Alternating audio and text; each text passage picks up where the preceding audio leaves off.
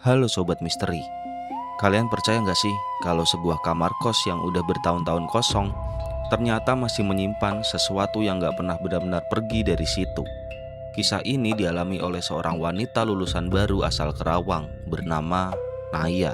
Awalnya, dia diterima kerja di sebuah perusahaan finance di Jakarta. Terus, dia nyari kos yang lokasinya nggak jauh dari kantor tempat dia kerja.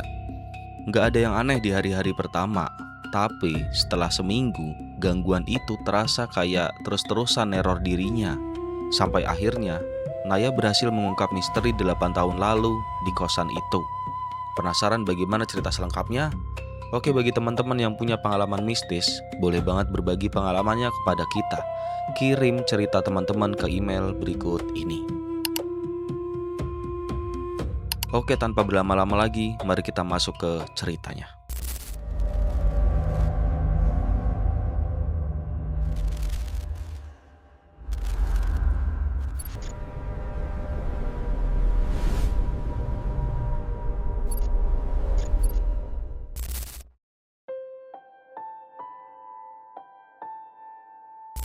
Kejadian ini dialami oleh seorang wanita bernama Naya. Waktu itu, Naya baru lulus kuliah dan mulai sibuk cari kerja. Nah, sebelum mulai ngelamar, ibunya sempat berpesan yang intinya, Naya nggak dibolehin buat kerja di luar kota. Waktu itu ibunya masih khawatir tuh sama Naya. Selain anak semata wayang, Naya ini emang dari kecil belum pernah jauh dari orang tuanya. Jadi ya wajar kalau ibunya nggak mau jauh-jauh dari anaknya ini. Nah, karena itu, awalnya Naya cuma nyari loker di sekitar Kerawang aja. Hampir setiap ada info loker langsung dia apply. Entah udah berapa puluh CV aja dia taruh ke perusahaan yang berbeda-beda. Tapi ya gitu, hasilnya semua nolak. Ya mungkin emang karena latar belakang pendidikannya yang kurang cocok. Soalnya kita tahu sendiri, Kerawang kan emang terkenal sama kawasan industrinya. Jadi kebanyakan lowongan yang dibuka lebih banyak buat pabrik. Waktu terus berjalan. Gak kerasa udah 6 bulan, Naya bolak-balik perusahaan buat ngelamar kerja. Kalaupun ada yang nerima, posisi yang ditawarkan gak sesuai jurusan kuliahnya. Dan waktu itu Naya masih berharap bisa dapat kerjaan yang sesuai dengan latar pendidikannya. Sampai akhirnya, ibunya mulai kasihan ya sama si Naya. Lalu ibunya bilang, Ya udah Nay, kalau emang rezekinya ada di luar kota, nggak apa-apa, coba aja. dan benar aja, baru sekali ngelamar ke sebuah perusahaan finance di Jakarta Selatan, Naya langsung dipanggil buat ikut tes. Dari situ, Naya mulai punya harapan lagi. Setelah melewati beberapa seleksi, akhirnya Naya dinyatakan diterima sebagai karyawan di perusahaan itu. Sehari sebelum kerja, Naya berangkat ke Jakarta Selatan naik motor buat cari kos. Perjalanan dari Kerawang memakan waktu sekitar 4 jam. Sesampainya di sana, dia muter-muter hampir seharian buat cari tempat tinggal. Tapi, di situ Naya kaget juga. Ternyata harga kos di daerah sekitar kantor mahal-mahal banget. Hampir semua harga di luar perkiraan Naya.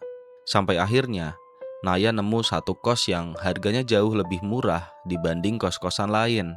Yang bikin dia makin tertarik, jaraknya ke kantor cuma sekitar 10 menit kalau naik motor. Dalam hatinya, Naya langsung mikir tuh, wah ini sih cocok banget. Apalagi, ibu kos juga kelihatan ramah dan baik. Waktu nganterin Naya ke kamarnya, ibu kos juga sempat bilang, Nanti kalau ada apa-apa bilang aja ya Mbak, anggap aja rumah sendiri. mendengar itu, Naya jadi makin yakin buat ngekos di situ. Oke, jadi aku jelasin dulu kondisi kos-kosannya Naya ya. Kos itu nggak terlalu besar, cuma ada 5 kamar yang posisinya berjejeran dalam satu lorong. Kamar nomor 1 yang paling ujung dekat dapur ditempati sama ibu kos. Lalu kamar nomor 2 dan 3 dihuni sama 2 orang karyawan yang juga kerja di sekitar daerah situ. Nah, Naya sendiri menempati kamar nomor 4. Sementara kamar nomor 5 yang letaknya paling depan dekat pintu masuk, kata ibu kos baru aja pindah seminggu lalu.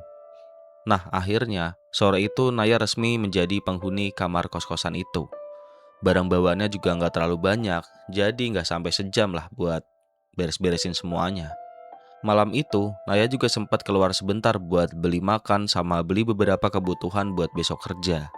Habis itu, dia balik lagi ke kosnya untuk mandi, terus nyiapin baju yang bakal dipakai buat besok pagi. Karena badannya udah capek banget setelah seharian di jalan, sekitar jam 10 malam, Naya langsung tidur.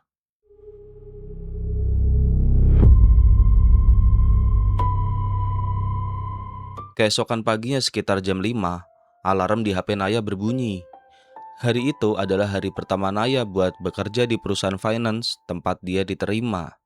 Baru bangun tidur belum sempat mandi, ibu kos tiba-tiba manggil dari depan kamar Naya sambil ngasih semangkuk bubur ayam. Dalam hati dia mikir, wah baik banget itu ibu kos. Setelah sarapan, Naya langsung mandi, bersiap lalu berangkat ke kantor. Karena ini pengalaman pertama Naya kerja di kantor, jujur aja, dia lumayan gugup. Untungnya, teman-temannya cukup ramah. Jadi, Naya juga pelan-pelan mulai bisa menyesuaikan diri. Sore harinya, Naya langsung pulang ke kos. Nah, waktu itu Naya juga mulai kenalan sama penghuni kamar nomor 2 yang namanya Dewi dan penghuni kamar nomor 3 yang namanya Devia. Kebetulan mereka juga sama-sama kerja di kantoran, jadi obrolan mereka cepat nyambung. Hari demi hari pun berlalu. Gak kerasa udah hampir seminggu Naya tinggal di kosan itu. Selama itu juga nggak pernah ada kejadian aneh. Naya berangkat kerja pagi, pulang sore, dan waktu itu Naya udah lumayan akrab sama Dewi dan Devia. Pokoknya semua berjalan normal dan sampai akhirnya sore hari waktu Naya pulang kerja, dia langsung masuk ke kamarnya. Tapi baru aja buka pintu, dia langsung heran. Dia ngeliat kasur yang semula rapi tiba-tiba berantakan. Padahal Naya punya kebiasaan sebelum berangkat kerja, dia selalu ngerapiin kamarnya dulu. Tujuannya simple, biar pas capek pulang kerja, dia bisa langsung rebahan. Jadi teman-teman, berantakannya itu cuma kayak sprei kasurnya doang gitu.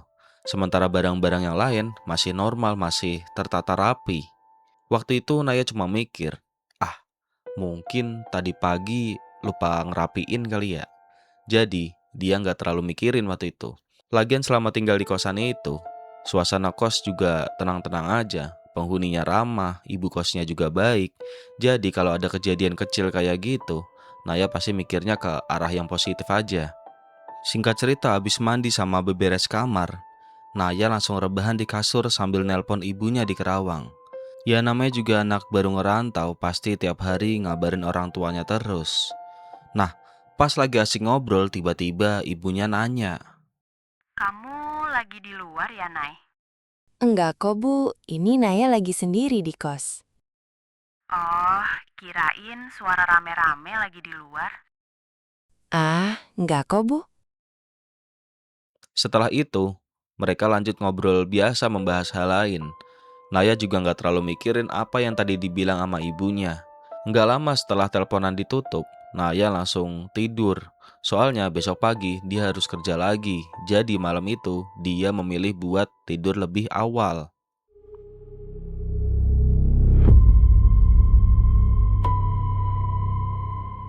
Singkat cerita, sekitar 3 hari kemudian, malam itu Naya main ke kamar nomor 3, kamarnya Devia. Kebetulan di situ juga ada si Dewi, jadi mereka bertiga ngobrol-ngobrol santai. Awalnya sih obrolan mereka cuma ngebahas masalah kerjaan masing-masing, tapi lama-lama obrolan mereka malah nyambung ke masalah kosan. Nah, waktu itu Naya sempat ngomong, Dev, enak juga ya ngekos di sini. Murah lagi. Emang lu kena berapa sebulan, Nay? 700.000.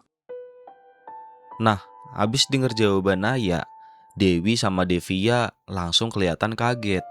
Soalnya selama ini mereka berdua bayar kosan 1,2 juta sebulan. Padahal kamarnya sama, fasilitasnya juga nggak ada bedanya. Sama-sama pakai kipas angin, kamar mandi juga sama-sama di dalam. Waktu itu mereka juga sempat heran, kok bisa ya selisih harganya sampai segitu. Si Naya bayar 700.000, sementara si Dewi sama Devia bayar 1,2 juta sebulan. Tapi ya udah, mereka mikir mungkin si Naya lagi dapat harga khusus dari ibu kos. Nggak kerasa waktu udah nunjukin sekitar jam 8 malam. Karena besok masih harus kerja, akhirnya Dewi pamit balik ke kamarnya. Naya juga ikut keluar dari kamar Devia dan kembali ke kamarnya sendiri. Seperti biasa, Naya mandi terus nyiapin baju buat dipakai besok pagi. Habis itu, dia rebahan sambil main HP. Entah udah berapa lama dia rebahan di kasur itu, tiba-tiba Naya langsung nengok ke arah tembok sebelah kanan kamarnya. Dia yakin banget suara itu berasal dari kamar nomor 5. Padahal setahu dia, kamar nomor 5 itu masih kosong. Suasana waktu itu langsung hening. Dalam hati Naya sempat mikir, itu suara siapa ya? Kamar nomor 5 kan masih kosong. Karena penasaran, Naya akhirnya keluar kamar buat ngecek. Pas baru buka pintu, dia langsung nengok ke kanan ke arah kamar nomor 5. Dan ternyata pintunya masih tergembok dari luar. Di situ Naya cuma bengong beberapa detik. Belum sempat dia mikir lebih jauh, tiba-tiba ada yang manggil Naya dari sebelah kiri. Nay, Naya langsung noleh. Ternyata ibu kos lagi duduk santai di depan kamarnya di ujung di kamar nomor 1. lagi ngapain, Nay? Bu, kamar nomor 5 udah ada yang ngisi ya? Belum kok. Emangnya kenapa? Tadi saya dengar kayak ada yang mukul tembok dari dalam kamar itu. Paling suara dari luar, Nay. Naya lalu cuma ngangguk pelan. Meski begitu, entah kenapa dia masih yakin kalau suara itu emang berasal dari dalam kamar nomor 5. Ya udah, malam itu Naya akhirnya masuk lagi ke kamarnya dan mencoba tidur seperti biasa.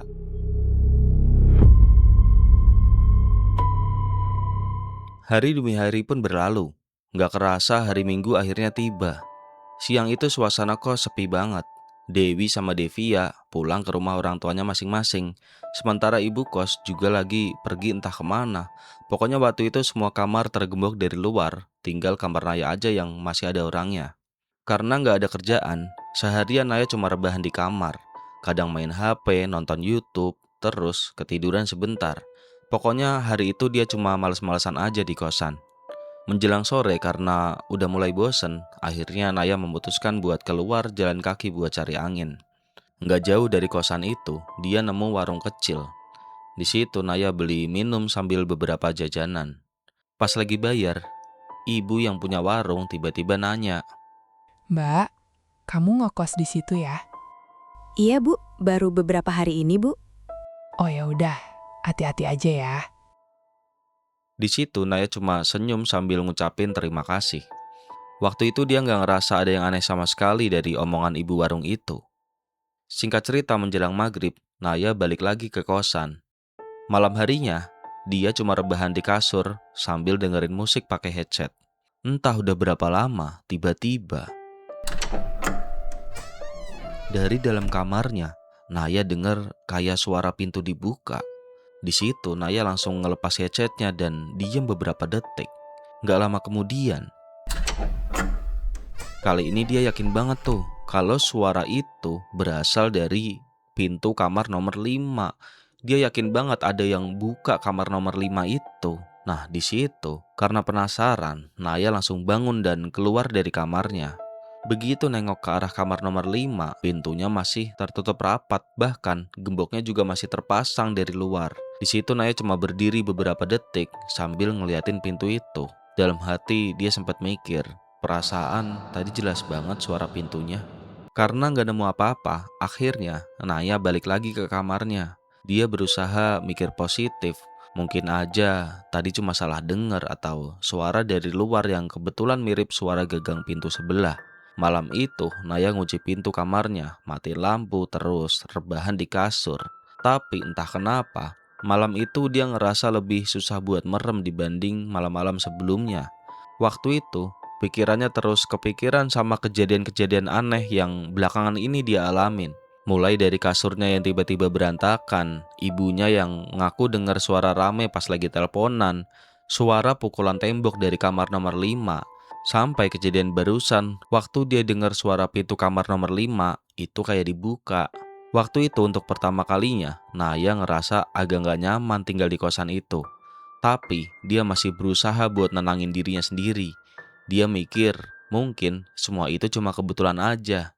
Entah karena udah capek atau gimana, lama-lama rasa ngantuknya mulai datang dan Naya pun akhirnya tertidur.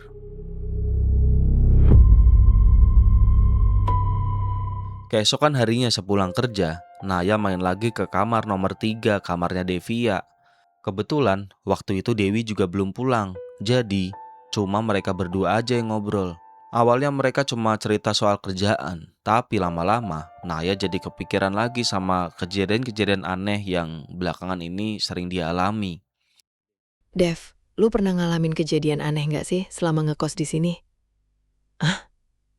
Kejadian aneh gimana? Gue beberapa kali dengar suara dari kamar nomor 5, padahal kan kamar itu kosong. Emang dulu yang nempatin siapa sih? Lah, gue juga nggak tahu. Setahun gue ngekos di sini, kamar itu kosong terus. Seriusan. Tapi waktu itu ibu kos bilang ke gue kalau kamar itu baru seminggu kosong. Perasaan enggak deh. Dewi aja yang udah 2 tahun di sini juga nggak tahu ada orang yang pernah tinggal di kamar itu. Mendengar jawaban Devia, Naya langsung diem. Dalam hati, dia mulai curiga tuh. Kalau kamar itu udah lama kosong, kenapa ibu kos baru bilang kalau kamar itu baru seminggu kosong? Waktu itu, Naya belum berani berpikir macam-macam. Tapi, sejak obrolan itu, dia mulai ngerasa kalau ada sesuatu yang sengaja ditutupin sama ibu kosan. Nggak lama kemudian, Naya pamit balik ke kamarnya. Seperti biasa malam itu dia mandi, terus nyiapin baju buat besok kerja, terus rebahan sambil main HP dan gak kerasa jam udah nunjukin pukul 11 malam. Pas baru aja naruh HP di samping bantal dan mau merem, dari ujung matanya Naya kayak ngeliat ada sesuatu yang lewat dari balik celah korden kamarnya. Awalnya dia ngira cuma mungkin salah lihat gitu. Tapi karena penasaran, akhirnya Naya pelan-pelan bangun dari kasur, terus ngintip lewat jendela kamarnya. Dan di luar pun kosong, lorong kos juga sepi. Naya udah nengok ke kanan dan nengok ke kiri, tapi gak ada siapa-siapa. Pas dia masih ngintip keluar dari balik jendela kamarnya, tiba-tiba suara pukulan tembok dari kamar nomor 5 terdengar lagi. Refleks Naya pas masih ngintip di jendela, langsung nengok ke belakang, ke arah tembok yang perbatasan sama kamar itu. Dan nggak ada siapa-siapa. Suaranya juga udah nggak ada waktu itu. Beberapa detik kemudian, karena nggak ada suara lagi, dia memberanikan diri buat nengok lagi ke arah jendela luar. Dan disitulah tubuh Naya langsung kaku. Tepat di depan kamar nomor 5, berdiri seorang wanita berpakaian serba putih. Tubuhnya kurus, kulitnya pucat dan rambutnya panjang. Yang bikin Naya makin merinding, orang itu sama sekali gak bergerak. Dia cuma berdiri diam menghadap pintu kamar nomor 5. Gak nengok ke kanan, gak nengok ke kiri. Pokoknya dia cuma diem di depan pintu kamar nomor 5. Seketika itu juga, Naya langsung mundur beberapa langkah, buru-buru balik ke kasur, lalu menutup seluruh tubuhnya pakai selimut. Di situ pikiran Naya udah kacau banget, jantungnya berdebar kencang, tangannya juga gemetar. Di balik selimut, Naya cuma bisa komat-kamit baca doa sebisanya. Belum sempat rasa takutnya hilang, samar-samar dia mulai dengar suara orang ngobrol dari arah kamar nomor 5. Suara itu terdengar seperti suara perempuan yang lagi ngobrol pelan sama seorang laki-laki. Gimana lagi? Dia udah ada duluan. Di situ Naya nggak bisa dengar apa yang mereka obrolin, tapi dia yakin banget suara itu berasal dari kamar nomor 5. Padahal Naya di situ juga sadar kalau kamar nomor 5 itu kosong. Di situ Naya juga yakin kalau suara itu pasti bukan suara orang beneran. Malam itu Naya nggak berani keluar dari balik selimut sedikit pun. Dia cuma bisa memejamkan mata sambil terus berdoa di dalam hati. Entah karena tubuhnya udah terlalu capek atau gimana, menjelang dini hari, Naya akhirnya tertidur dalam keadaan masih ketakutan.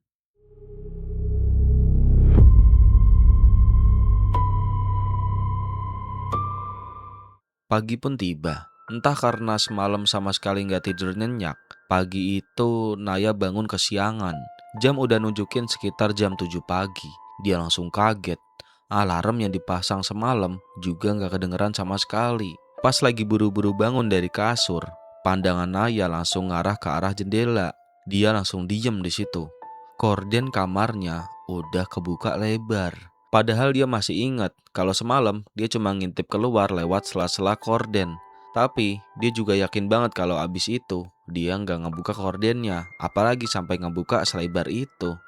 Waktu itu Naya sempat bengong beberapa detik, tapi karena udah bangun kesiangan dan takut telat kerja, akhirnya dia nggak sempat mikirin itu lagi. Akhirnya dia langsung mandi, ganti baju, terus buru-buru berangkat ke kantor. Pas baru keluar kamar, seperti biasa ibu kos lagi duduk santai di depan kamarnya, kamar nomor 1 di ujung lorong. Begitu lihat Naya keluar dengan tergesa-gesa, ibu kos langsung senyum, terus nawarin buat sarapan dulu sebelum berangkat kerja. Sikap ibu kos yang dari awal selalu ramah bikin Naya mulai ngurangin rasa curiganya. Dia jadi mikir, mungkin semua kejadian aneh selama ini emang gak ada hubungannya sama ibu kos. Singkat cerita, hari itu Naya kerja seperti biasa, tapi badannya masih terasa capek karena semalam hampir gak bisa tidur. Beberapa kali temannya juga sempat nanya, "Nay, lu sakit ya?" Tapi pertanyaan itu selalu dibantah sama Naya.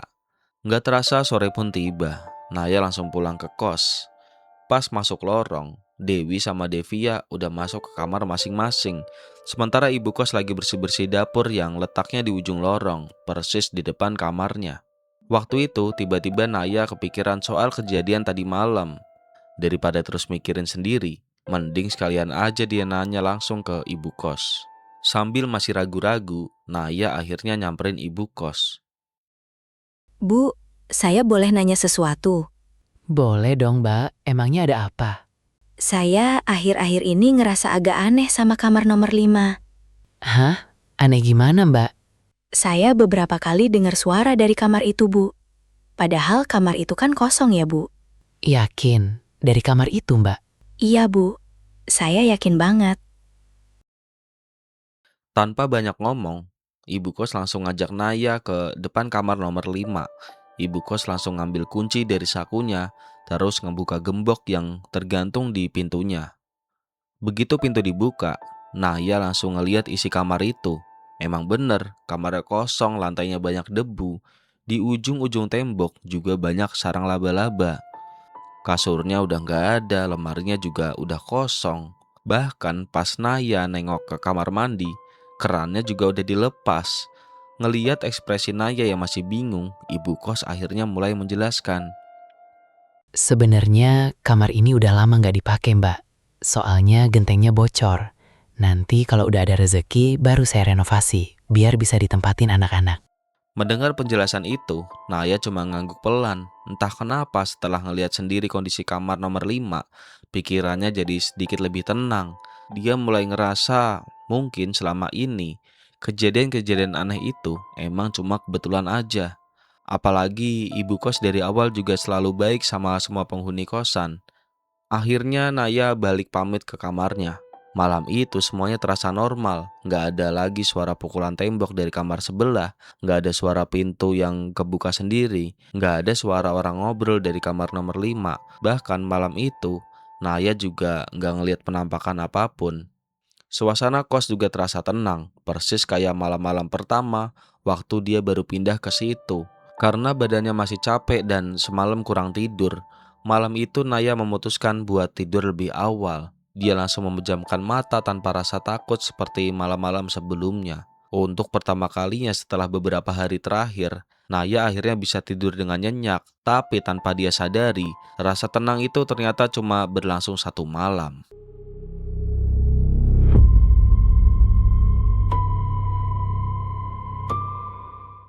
Keesokan harinya sepulang kerja sekitar jam 8 malam, Naya langsung mandi lalu rebahan sebentar di kamarnya. Badannya masih terasa capek karena beberapa malam terakhir, dia hampir nggak pernah tidur nyenyak.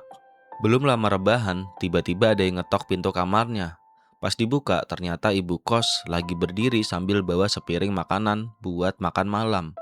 Kebetulan malam itu Naya juga lagi malas keluar cari makan dan perutnya udah mulai lapar. Jadi makanan itu langsung dihabisin. Nggak ada yang aneh sama sekali, makanannya biasa aja, rasanya juga enak. Sikap ibu kos juga masih sama seperti biasa, ramah, perhatian, dan sering nanyain kabar Naya. Justru karena perlakuan ibu kos yang selalu baik itu, pelan-pelan rasa curiga Naya mulai berkurang lagi. Dia jadi mikir, mungkin semua kejadian aneh yang selama ini dialamin emang cuma kebetulan dan nggak ada hubungannya sama ibu kos ini. Setelah makan karena belum ngantuk, Naya iseng main ke kamar Devia. Gak lama kemudian, Dewi juga ikut gabung. Malam itu mereka cuma ngobrol santai. Nah, pas lagi asik ngobrol, tiba-tiba Naya nyeletuk tuh. Wi, masakan ibu kos enak banget ya. Dia asli mana sih? Gue juga nggak tahu, tapi logatnya sih kayak orang Jawa. Emang lu pernah dikasih masakan sama ibu kos, Nay? Ya pernah lah, barusan aja dikasih. Kemarin-kemarin juga beberapa kali. Lu pernah dikasih juga nggak, Wi? Nggak pernah, Dev. Gue juga nggak pernah dikasih, Wi. Padahal gue udah setahun di sini. Hah? Serius? Masa cuma gua doang? Jujur aja waktu itu Naya mulai kepikiran lagi. Kenapa dia yang baru sebulan tinggal di situ malah sering dikasih makanan sama ibu kos. Sementara Dewi sama Devia yang udah lama ngekos di situ malah nggak pernah dikasih. Tapi seperti biasa, Naya tetap berusaha berpikir positif. Dia masih yakin kalau semua itu mungkin cuma kebetulan aja.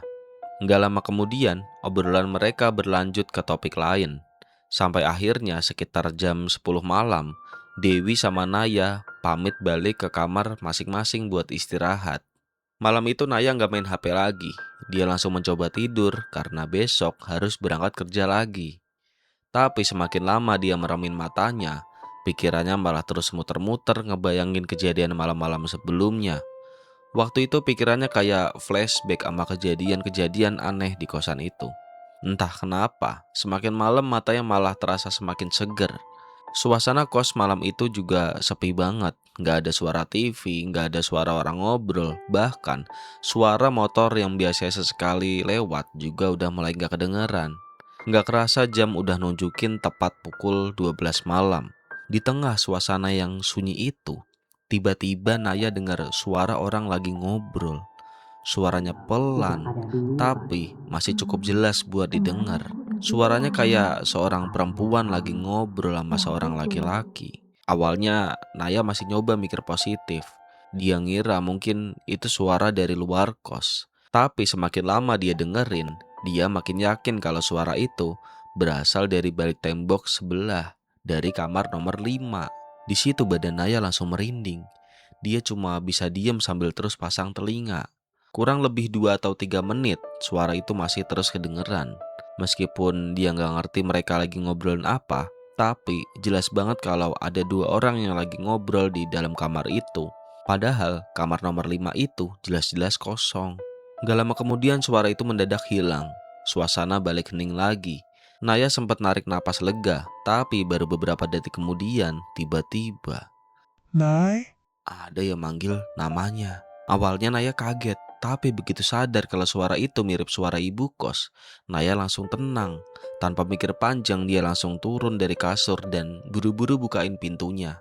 Begitu pintu kebuka, lorong kelihatan kosong, gak ada siapa-siapa. Lampu lorong masih nyala seperti biasa. Semua pintu kamar juga masih tertutup rapat. Naya sampai nengok ke kanan, nengok ke kiri, tapi tetap gak ada orang. Waktu itu dia cuma bengong sambil mikir, masa iya salah dengar lagi?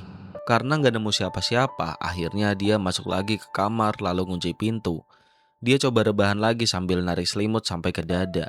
Tapi belum juga beberapa menit, tiba-tiba terdengar suara perempuan. Mbak. Seketika mata Naya langsung kebuka. Dia diem, gak berani gerak sedikit pun. Beberapa detik kemudian, suara itu terdengar lagi. Mbak, tolongin aku. Kali ini, suaranya jauh lebih jelas. Naya yakin banget kalau suara itu jelas ada di dalam kamarnya. Pelan-pelan, dia lihat dari ekor matanya kayak ada sesuatu nih. Begitu matanya ngarah ke arah pintu, di situ tubuh Naya langsung gemeter. Di balik pintu, ada seorang perempuan berpakaian serba putih. Rambutnya panjang, kulitnya pucat, dan Dia cuma berdiri diam sambil ngeliatin Naya. Di situ Naya langsung kenal sama sosok itu. Perempuan itu yang beberapa malam lalu pernah dia lihat berdiri di depan kamar nomor 5. Bedanya, kali ini wajahnya kelihatan jelas. Mukanya bukan marah atau serem, tapi justru kelihatan sedih banget. Tatapannya juga kayak orang lagi minta tolong. Beberapa detik kemudian, perempuan itu ngomong lagi dengan suara yang lebih pelan. Tolong mbak, aku gak bisa pulang. Di situ Naya benar-benar panik. Dia pengen lari keluar kamar, tapi sosok itu berdiri tepat di balik pintu kamarnya. Dia juga pengen teriak, tapi suaranya kayak ketahan di tenggorokan. Akhirnya dia cuma bisa narik selimut sampai menutup seluruh tubuhnya sambil nangis dan baca doa sebisanya di dalam hati. Bagi Naya, malam itu terasa panjang banget. Dari balik selimut, Naya tiba-tiba dengar lagi suara obrolan dari kamar nomor 5. Lalu, beberapa menit kemudian, suara itu hilang lagi. Dan beberapa menit kemudian lagi, Naya dengar suara kayak jendela kacanya ada yang nimbuk pakai pasir. Disitulah Naya udah gak bisa mikir positif lagi karena kejadian itu terasa kayak nyata banget. Waktu itu Naya cuma bisa nangis tanpa suara dari balik selimutnya. Sampai akhirnya gangguan berupa suara itu perlahan hilang. Dengan badannya masih gemetar, Naya memberanikan diri buka sedikit selimutnya. Dia ngelirik pelan ke arah pintu dan sosok perempuan itu udah gak ada. Tanpa mikir panjang, Naya langsung ambil HP, dompet, sama kunci motornya. Pokoknya malam itu dia cuma punya satu pikiran, keluar dari kosan itu secepat mungkin. Naya langsung buka pintu kamar. Setelah itu lari menuju parkiran ngambil motor, terus gak peduli mau kemana. Yang penting malam itu dia gak mau lagi berada di kosan itu. Akhirnya Naya berhenti di sebuah minimarket yang buka 24 jam, yang lokasinya gak jauh dari kosannya. Dia beli air mineral sama kopi hangat, terus duduk sendirian di depan minimarket sambil nenangin diri. Selama duduk di sana, tangannya juga masih gemeter dan pikirannya masih kebayang sama sosok yang barusan dia lihat. Entah udah berapa lama Naya duduk di situ. Tiba-tiba suara azan terdengar dari kejauhan. Di situ Naya langsung ngerasa tenang. Suara azan itu bagi Naya seperti penyelamat. Setelah azan selesai, Naya balik ke kosannya lagi.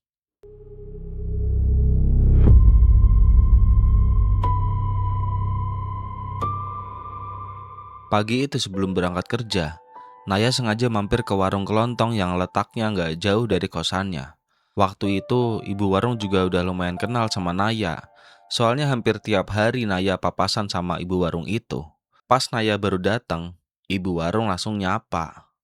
Mbak, tumben pagi-pagi udah di luar. Masih betah ngekos di situ. Awalnya Naya cuma senyum, tapi entah kenapa pertanyaan itu malah bikin dia kepikiran lagi sama semua kejadian yang dialaminya selama tinggal di kosan itu. Akhirnya Naya memberanikan diri buat cerita. Dia ceritain semua kejadian janggal yang pernah Naya alamin di kosan itu. Belum juga Naya selesai cerita, ibu warung tiba-tiba motong pembicaraannya. Saya udah ngerti mbak. Dari dulu, orang yang tinggal di kamar nomor 4 emang gak pernah betah lama. Mendengar itu, Naya langsung nyimak serius. Lalu dia nanya lagi, sebenarnya ada apa sama kosan itu? Akhirnya, ibu warung mulai cerita. Ternyata sekitar 8 tahun lalu, kosan itu masih milik orang lain. Pemiliknya waktu itu punya seorang anak perempuan yang usianya hampir sama kayak Naya sekarang. Dan anak itulah yang nempatin kamar nomor 5. Waktu itu perempuan itu kerja di sebuah kantor di Jakarta. Gak lama kemudian, dia punya pacar. Kata warga sekitar, hubungan mereka emang udah deket banget. Bahkan pacarnya juga sering datang dan main ke kamar nomor 5, kamarnya anak ibu kos itu. Beberapa bulan kemudian, anak perempuan itu hamil. Awalnya warga sekitar gak banyak yang tahu soal kehamilan anak itu. Tapi karena sering dengar suara keributan dari kamar itu, akhirnya warga sekitar cari tahu apa penyebabnya. Sampai akhirnya suatu malam terdengar keributan yang lebih besar dari biasanya. Dan besok paginya, anak perempuan itu ditemukan meninggal di dalam kamar nomor 5. Sementara pacarnya hilang entah kemana. Nggak ada yang tahu dia kabur kemana. Sejak hari itu juga, ibunya membawa jenazah anaknya pulang ke kampung halamannya di seberang buat dimakamkan. Dan setelah kejadian itu, pemilik kos langsung meninggalkan tempat itu dan nggak pernah kembali sampai sekarang. Kos itu akhirnya kosong selama bertahun-tahun. Baru sekitar 2 tahun lalu, bangunan itu dibeli sama ibu kos yang sekarang. Jadi menurut ibu warung, ibu kos yang sekarang sebenarnya nggak ada hubungannya sama kejadian itu. Bahkan kemungkinan besar, dia juga nggak tahu secara lengkap apa yang pernah terjadi di kamar nomor 5. Mendengar semua cerita itu, Naya langsung keinget sama sosok perempuan yang semalam berdiri di dalam kamarnya. Akhirnya Naya nanya lagi tuh. Bu, berarti perempuan yang saya lihat semalam kemungkinan anak ibu kos yang dulu itu ya? Kalau menurut saya sih, kemungkinan besar emang dia, Mbak. Naya langsung diem, tapi masih ada satu hal yang dari tadi bikin dia kepikiran. Kalau gitu, yang selama ini saya dengar ngobrol dari kamar nomor 5 siapa, Bu? Soalnya yang saya dengar itu bukan cuma suara perempuan, ada suara laki-laki juga. Ibu warung ikut terdiam beberapa saat, wajahnya langsung berubah serius. Nah, itu yang saya juga nggak ngerti, Mbak. Kalau emang yang Mbak dengar suara perempuan sama laki-laki, kemungkinan pacarnya juga belum benar-benar pergi dari tempat itu. Seketika bulu kuduk Naya langsung berdiri. Dia baru sadar, selama ini yang dia dengar setiap malam bukan cuma suara perempuan yang minta tolong, tapi kemungkinan suara 2 orang yang 8 tahun lalu bertengkar di kamar nomor 5. Naya waktu itu terdiam cukup lama. Semua kejadian yang selama ini dialamin mulai nyambung satu persatu. Tapi masih satu hal yang bikin dia penasaran. Kalau semua kejadian itu emang berasal dari kamar nomor 5, kenapa yang sering ngalamin gangguan justru penghuni kamar nomor 4? Lagi kepikiran itu, ibu warung tiba-tiba nanya siapa aja penghuni kos yang masih tinggal di situ sekarang. Naya pun menjelaskan kalau penghuni kos itu masih sama.